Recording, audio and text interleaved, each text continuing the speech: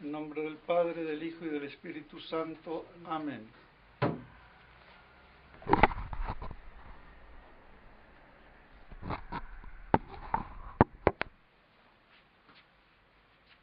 Amados hermanos en nuestro Señor Jesucristo, nos encontramos en el 8º domingo después de Pentecostés y en el Evangelio de la parábola hoy tomado de San Lucas, comúnmente denominado la parábola del mayordomo infiel o inicuo. Y esto no es exacto, como hace ver el padre Castellani. No es ni infiel, ni inicuo, ni ladrón. Es cierto que presenta una o dos grandes dificultades. No hay que olvidar que el mismo padre Castellani, no sé en dónde, dice que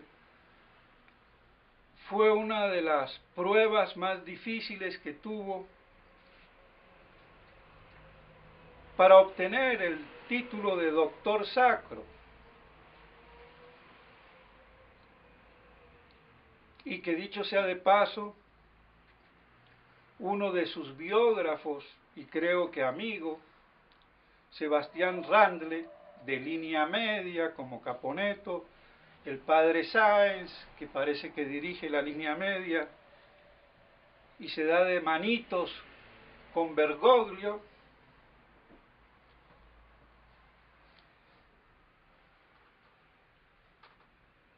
niega por no encontrar el papelito que lo diga. Y sería bueno decirle a este Randle, Sebastián Randle, que hace una buena biografía, bastante buena, que aunque no encuentre el papel, hay una carta del padre Castellani en 1966 al cardenal arzobispo Cagiano, o Cayano, o como se diga, donde le dice que él era doctor en teología y filosofía, refrendado por Roma, lo cual equivalía a título de doctor sacro. Entonces,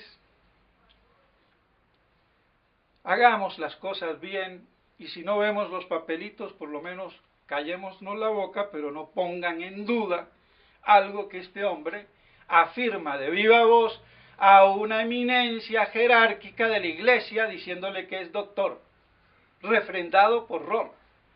Entonces, que le vaya eso a Sebastián Randle para que no meta en eso la pata.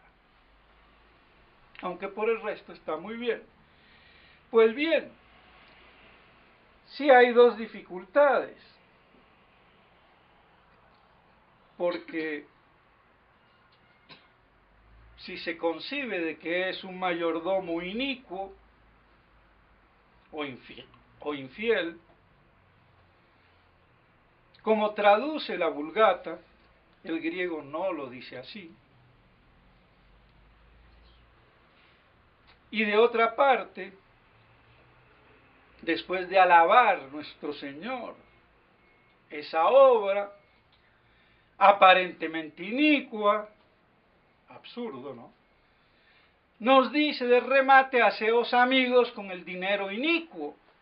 O sea que de iniquidad en iniquidad, aquí algo o no funciona, o está mal hecha la parábola, o aquí hay que utilizar la inteligencia. ¿Qué es lo que quiere nuestro Señor? Que no seamos tan rudos mentalmente. Y si no entendemos todo, pues por lo menos un poco, pero de una manera no absurda. Hay que descartar de plano. Y ahí tiene toda la razón el padre Castellani, que ese mayordomo, gerente, capataz, no es ni inicuo, ni fiel, ni infiel, ni ladrón. Porque si no, nuestro Señor no puede alabar la inteligencia, la astucia, la habilidad, la sagacidad, la prudencia, ni nada de una mala acción. Porque entonces tendría yo que alabar el genio de los malvados. Porque hasta para robar y matar y salirse bien con la suya, y no parar en la cárcel, hay que tener o mucho poder, o mucha astucia, inteligencia, o prudencia, o previsión para hacerlo y que nadie se dé cuenta.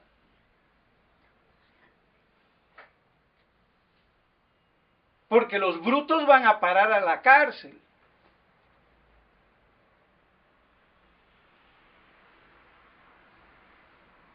Entonces, descartado de plano,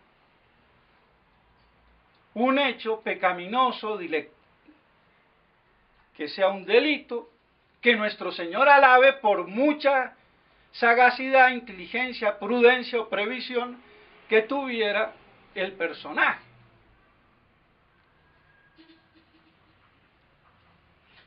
El padre Castellani dice que habría que decir el mayordomo camandulero, pero si es por la acepción que tiene 4, por lo menos según el diccionario de la Real Academia, sería la de astuto, porque también dice bellaco, hipócrita y embustero, y no es ni bellaco, ni hipócrita, ni embustero, sí, astuto, sí, sagaz, sí, hábil, sí. O sea que lo de camandulero también habría que especificar en cuál de los 4 términos o acepciones que da el diccionario, porque también nos podemos equivocar. Entonces, ¿por qué no es inicuo, ni ladrón, ni bellaco, ni hipócrita, ni embustero? Porque sencillamente él tenía poderes como mayordomo, como capataz o como gerente, de administrar los bienes de su amo.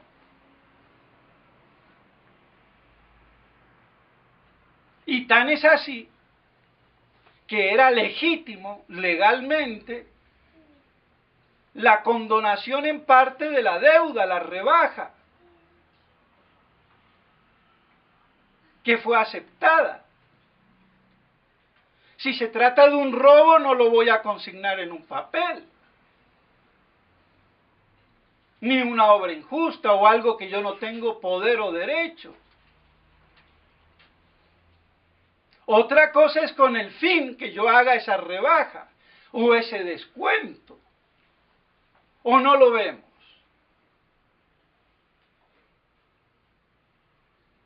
Los compradores de grandes empresas tienen atribuciones para ciertos clientes, para ciertos casos. Entonces estaba dentro de sus facultades. La cuestión estaba que no lo hacía en beneficio del amo, sino en beneficio propio. Pero lo que él hizo no estaba fuera de la ley, de lo lícito, de lo correcto y de sus facultades o poderes como mayordomo, como capataz. Eso debe de quedar claro. Por eso nuestro Señor alaba y puede alabarlo. ¿Y dónde está entonces la astucia, la sagacidad, la prudencia, la habilidad o la previsión? En que utiliza eso para cuando se encuentra en la calle no estar desamparado y tener amigos que lo respalden, que lo reciban. Cuando esté ya, por decirlo así, sin nada. Entonces, previendo esa carencia, pues ahora que puede, lo hace, sin robar, sin ser infiel y sin ser inicuo, sino con una picardía, una habilidad de aprovecharse de eso para no quedarse en la calle. Y por eso nuestro Señor lo alaba y nos dice, para que nos quede claro, que el ser religioso, el ser católico, el ser santo, el ser piadoso no es ser bobo, ni imbécil, ni idiota. Porque los hijos de la luz, los hijos de Dios, no pueden ser tontitos siendo más inteligentes los hijos de este siglo. Es que no hay derecho. Hay gente que cree que porque empieza a amar y a servir a Dios, ya tiene que volverse una monja bigotuda o un cura imbécil. Esa será la espiritualidad del Kempis, de la devoción moderna, y de lo que quieran, y de la moralina, pero no de la realidad de la moral.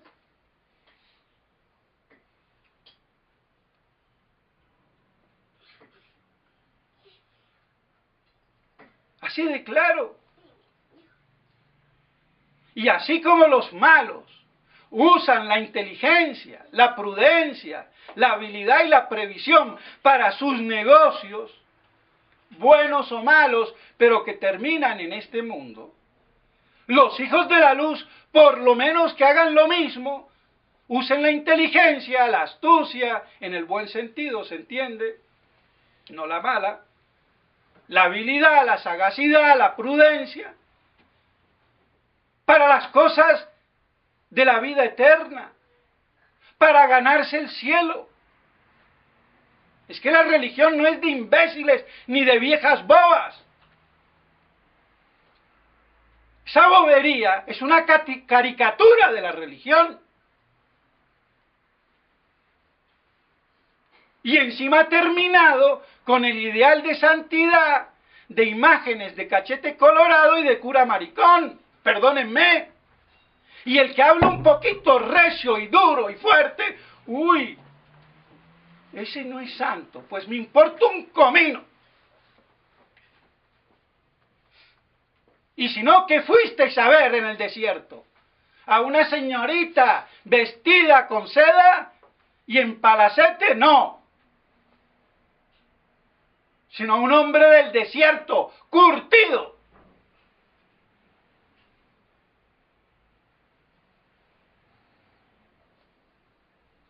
Y se acabó. Es que creen que ser religioso es ser idiota, bobo, maricón. Perdónenme, no es así. La virilidad es condición sine qua non de la virtud. Y de ahí viene virtud de viris. Tanto hombres como mujeres. Por eso Santa Teresa le dijo a la monjita, ay, mijita, ¿y tú no tienes tentaciones? No. Ah, no. Pues si no te tienta el demonio, te voy a intentar yo, monja boba. Eso no se lo dijo porque no es normal. Así de claro. O no como creía un cura, que hoy es obispo, y no voy a decir el nombre, que creía que era santito porque la santidad era no tener tentaciones. Que yo vea a una mujer y no me tiente, pues serás del otro bando si tentaciones vas a tener. Otra cosa es que te tienes que amarrar, sujetarte y con la gracia de Dios vencer. Pero no tener tentaciones.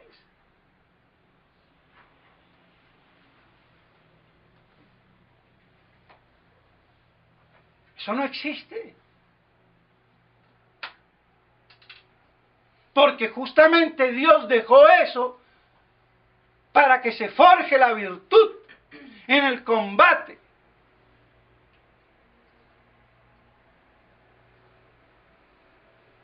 Así que ser santo no es ser una marmota impasible, o tener sangre de alacrán o de caimán o de lo que sea. No. Entonces, queda claro que nuestro Señor alaba con mucha razón y nos pone a prueba, por lo menos a que hagan los hijos de la luz de Dios inteligentemente, como hacen los hijos de este mundo para sus cosas de este mundo. Y encima nos viene y nos dice: haceos amigos con el dinero de iniquidad. ¿Cómo así el dinero de iniquidad? El dinero mal habido.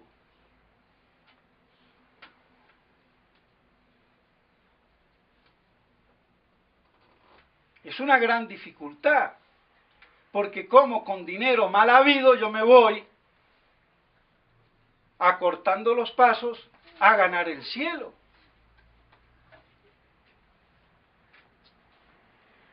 ¿Cuál dinero mal habido? ¿El de robo, de la rapiña, de la usura? No, porque ese dinero mal habido e inicuo tengo yo que restituir.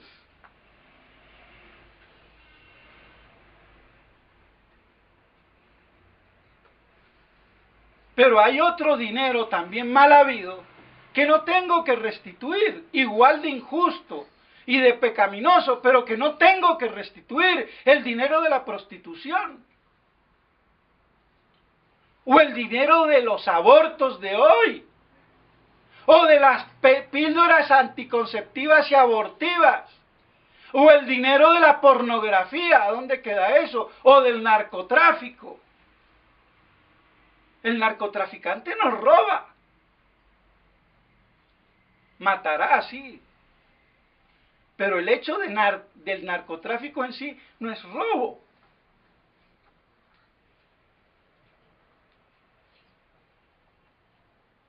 ¿Qué hace? Eso es dinero mal habido, pecaminoso, pero no es robado. No tengo que restituir. Hasta el de un sicario, me pagan por matar a otro. Cometeré un pecado de crimen, pero no robo. Y yo ese dinero no lo tengo que restituir a nadie, es mío. Y se lo doy a quien se me dé la gana. Entonces, hay un dinero inicuo que exige restitución para obtener el perdón, y otro dinero inicuo que no necesita restitución para obtener el perdón. Así de claro. Ahora, ¿dónde está la complicación? Y bueno, las complicaciones están en nosotros. Cuando nos ponemos a discurrir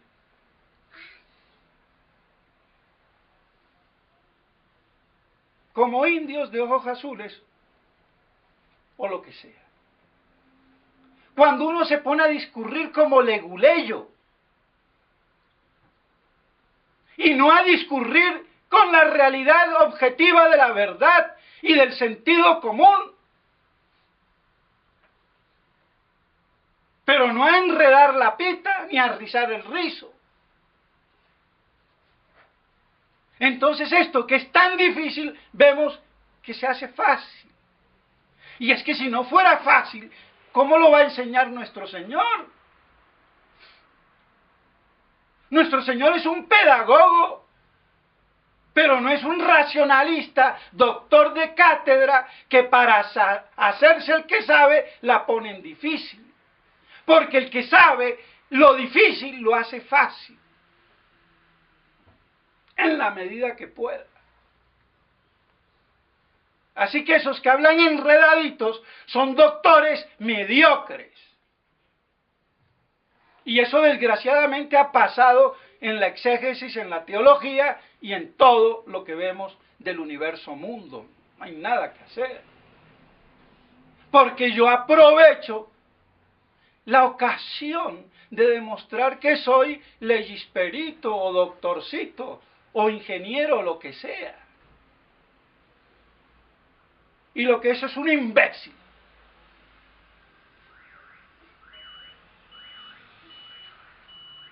Entonces, ese dinero inicuo, bien administrado, me puede ayudar. El padre Castellani dice, y aquí nuestro Señor nos enseña la limosna. No es que le quiera corregir la plana, pero no se trata de limosna.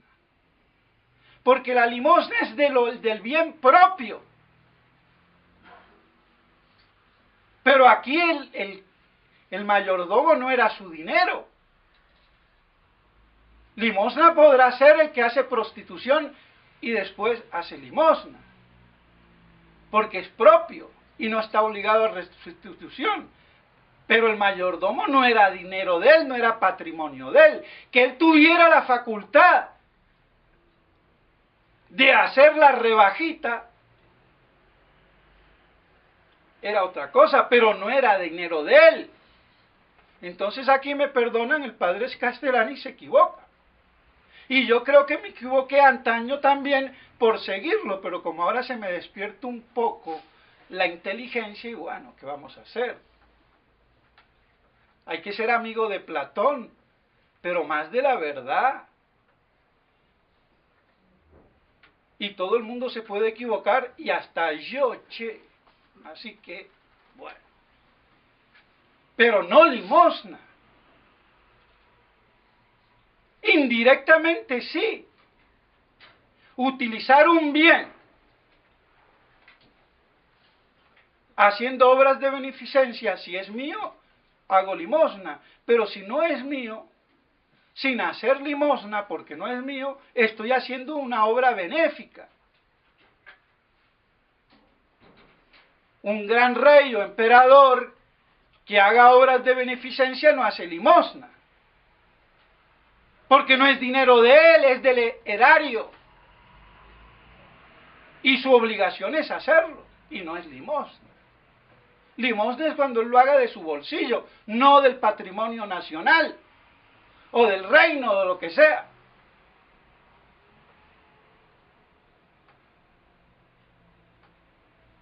Y como todos los bienes terrenos ante Dios, Señor y dueño de todo, nadie es dueño de nada.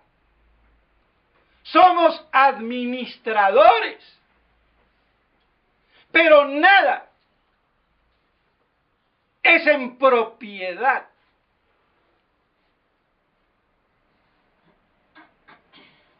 Entonces me quiere decir nuestro Señor que con los bienes de este mundo, que no son míos ni aún los míos, y con los cuales yo podría hacer limosna, en una relación trascendental con el Creador omnipotente, yo no soy dueño de nadie, yo soy de nada, es un administrador de las riquezas, los bienes y lo que sea.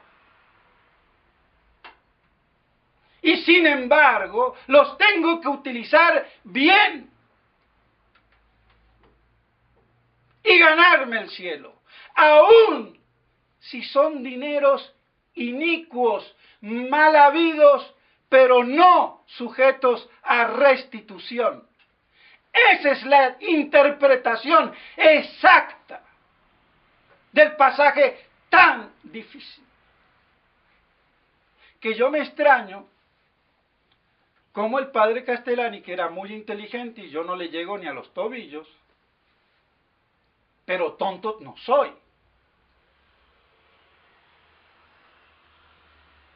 Porque si Dios le dio a uno 10 talentos, Muy bien, y al otro uno, el que tiene uno, que los utilice. Y más vale tener uno y utilizarlo al 100% y no 10 a medias o al 99%. Pues bien, ¿cómo él se trabucó aquí? ¿Qué pregunta tan difícil?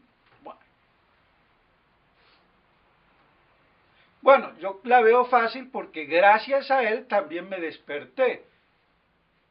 Porque quizás ni cuenta me hubiera dado. Pero bueno, eso quiere decir que a veces hay las cosas que necesitan un tiempo de maduración.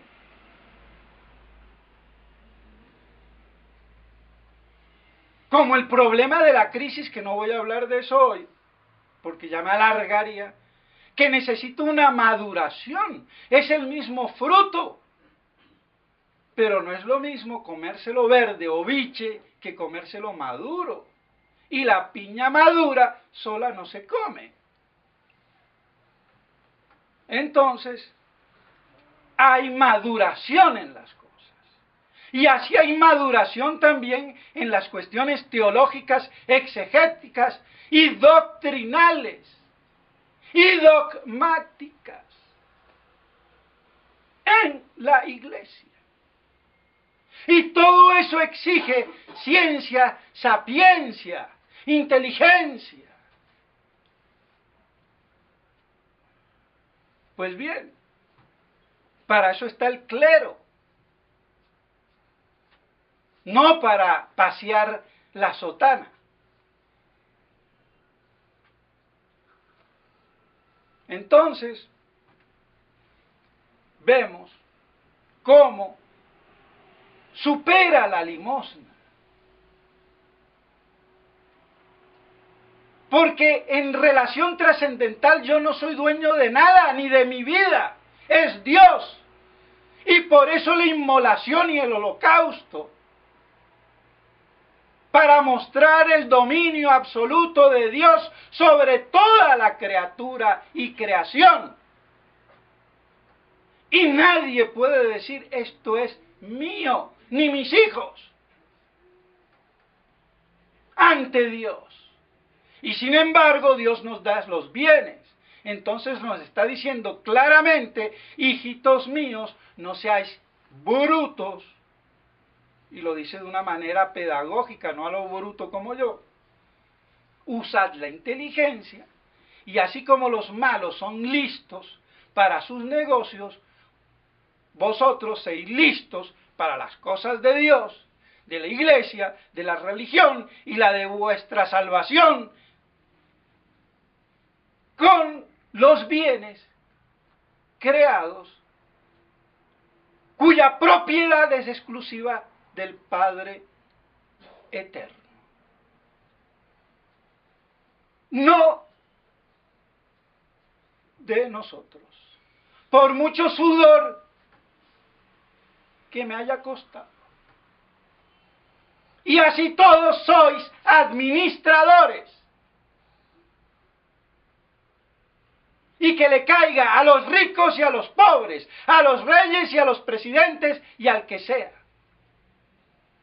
Y granjeaos el cielo haciendo buen uso de eso. Y aún del que te hayas birlado con mano izquierda de manera inicua, pecaminosa, pero sin que estés obligado a restitución, porque no es robado, sino mal habido. Y hay muchas maneras de tener dinero mal habido sin robar.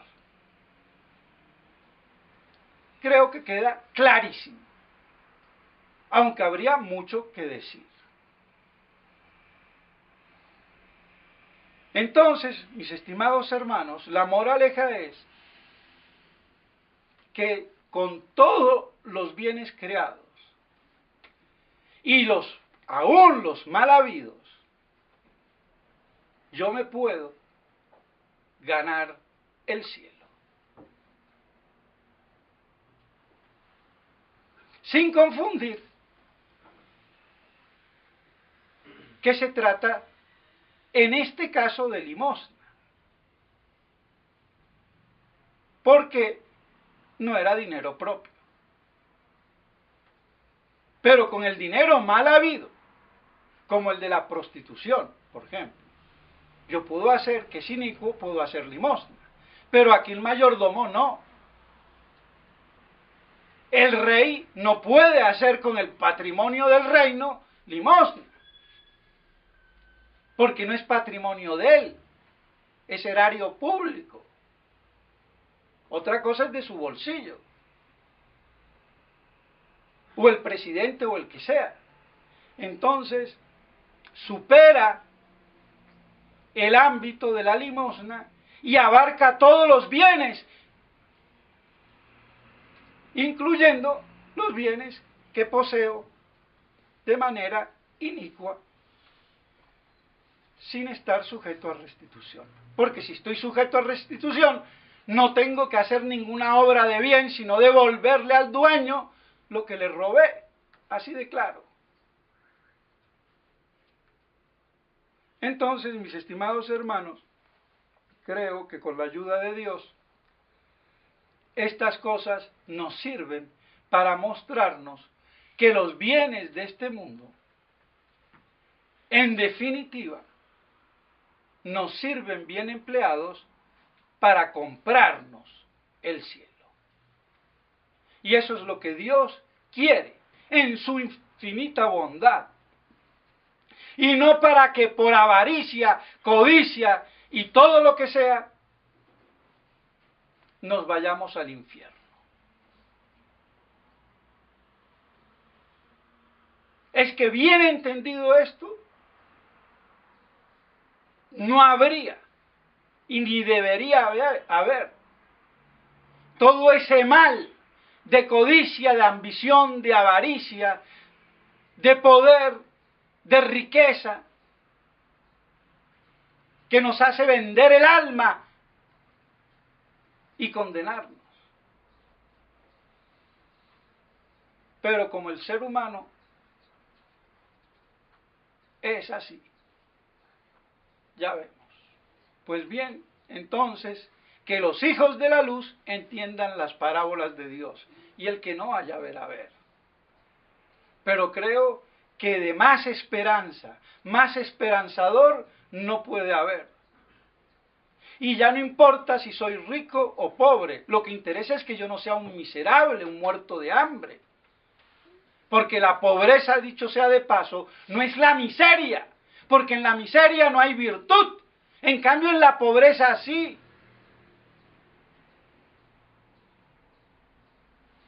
Que es muy distinto. Dios nos pide vivir en la pobreza, no en la miseria. Y en la pobreza porque es más fácil adquirir la virtud. Porque es mucho más difícil obtener la virtud en la riqueza. Por eso es un fenómeno inmenso, un rey santo. Porque tiene toda la riqueza a su disposición del reino, todos los honores, y sin embargo es virtuoso, que es mucho más difícil. ¿Por qué? Porque el dinero corrompe, da facilidades, el poder, todo eso. Entonces hay más peligro. Entre más alto yo subo en la montaña, el abismo es más profundo y la caída más peligrosa. Entonces, mis estimados hermanos, creo que así podemos utilizar los bienes de este mundo siempre en beneficio, en definitiva, de la salvación nuestra y la de los demás. Ese creo que es el mensaje de esta parábola tan rica de contenido y a veces tan difícil de explicar por todo lo que a veces se añade y no se puede con facilidad dilucidar. Pero con la gracia de Dios creo que por lo menos mínimamente con esto que he dicho se allana, se clarifica y se entiende este pasaje de hoy y nos nutre el alma para la vida espiritual y la salvación de nuestras almas. En nombre del Padre, del Hijo y del Espíritu Santo. Amén.